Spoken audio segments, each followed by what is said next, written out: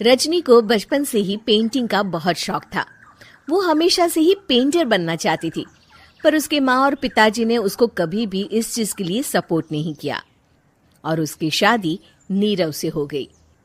नीरव रजनी को बहुत प्यार करता था, पर रजनी हमेशा चुपचाप ही रहती। वो इस शादी से खुश नहीं थी। वो ये शादी नहीं करना चाहती थी। उसे तो हमेशा से पेंटर जो बनना था। अपने इस सपने को वो नहीं पूरा कर पाई, इसलिए वो हमेशा उदास रहती थी। रजनी, बहुत ही बढ़िया फिल्म लगी है, कल देखने चले? नहीं जी, कल मुझे बहुत काम है, मैं नहीं जा पाऊंगी। अच्छा तो कोई बात नहीं, संडे को चलते हैं। देखिए, मुझे फिल्म देखना पसंद नहीं है। आपको जाना है तो चले जाइए। नीरव को मना करके रजनी वहां से चली जाती है और अपने बैग को खोलकर उसमें बंद पड़े ब्रश और कलर्स को देखकर रोने लगती है। रजनी, चलो ना कहीं बाहर खाने चलते हैं, कुछ तुम्हारी पसंद का। जी, मुझे नहीं जाना, मेरी तबीयत ठीक नहीं है। रजनी वहां से चली जाती है। नीरव को समझ नहीं आता कि रजनी उससे इतना दूर क्यों रहती है। वो जब भी उसके साथ वक्त बिताना चाहता है, रजनी कोई ना कोई बहाना बना देती है। एक दिन घर पर कोई नहीं था। रजनी घर का सारा काम जल्दी से खत्म कर लेती है। घर पर अकेले होने के कारण वो सोचती है कि वो आज पेंटिंग करेगी। वो अपने कमरे में जाकर पेंट ब्रशेस और कलर्स निकालकर जैसे ही कलर मिक्स कर रही होती है कि दरवाजे पर बेल बज जाती है। अब कौन आ गया इस वक्त? इतनी मुश्किल से तो मुझे पेंट करने का मौका मिला है। रजनी दरवाजा खोलती है तो उसकी सास अपनी सहेलियों के साथ खड़ी होती है और सब घर के अंदर आ जाते हैं। अरे बहू, सबको शरबत बनाकर पिला दे, बाहर तो बड़ी गर्मी है। उफ। जी।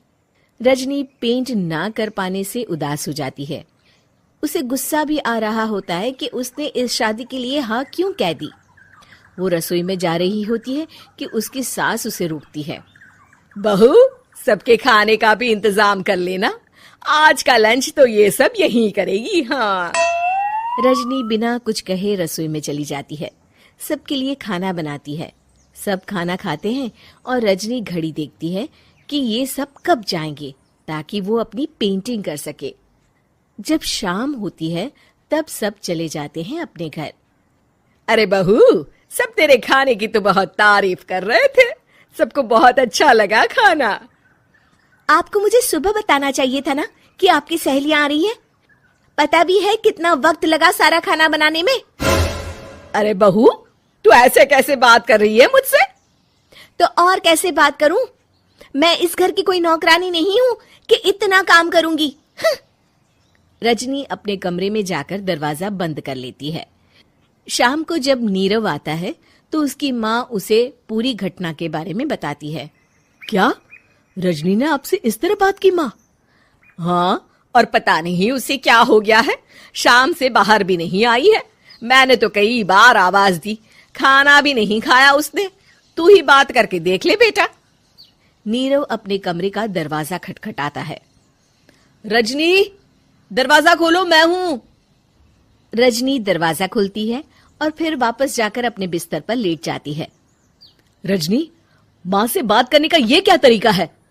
मैंने कोई गलत बात नहीं की है। अरे तुम क्यों ऐसे बर्ताव कर रही हो सबके साथ? क्या तुम इस शादी से खुश नहीं हो? रजनी कुछ नहीं बोलती। अरे बताओ मुझे रजनी, क्या ये शादी तुम्हारी मर्जी के खिलाफ हुई है? हाँ, मैं ये शादी कभी नहीं करना चाहती थी। तुमसे क्या, मैं किसी से भी शादी नहीं करना चाहती थी। रजनी रोने लगती है। चुप हो जाओ रजनी, बताओ मुझे, तुम क्यों नहीं करना चाहती थी शादी? रजनी बेड के नीचे से अपने पेंटिंग्स, कलर्स, ब्रश, पेपर्स निकालती है। इतने में उसकी सास भी कमरे में आ जाती है। ये देख रहे हो, ये थे मेरे सपने। मैं पेंटर बनना चाहती थी, पर माँ पापा ने कभी सपोर्ट नहीं किया और मेरी शादी करवा दी। मेरे सारे सपने टूट गए। हर वक्त बस गुस्सा आता रहता है मुझे। मैं जानती हूँ कि आप लोगों की इसमें कोई गलती नहीं है, पर मैं क्या करूँ, मुझे समझ में नहीं आता।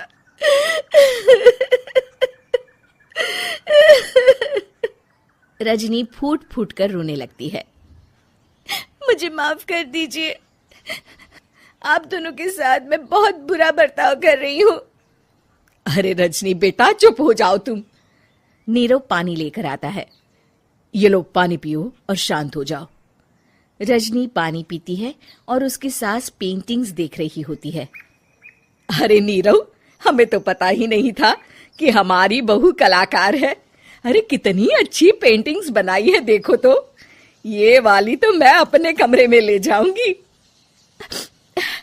आपको ये पेंटिंग्स अच्छी लगी? अच्छी नहीं, बहुत अच्छी लगी।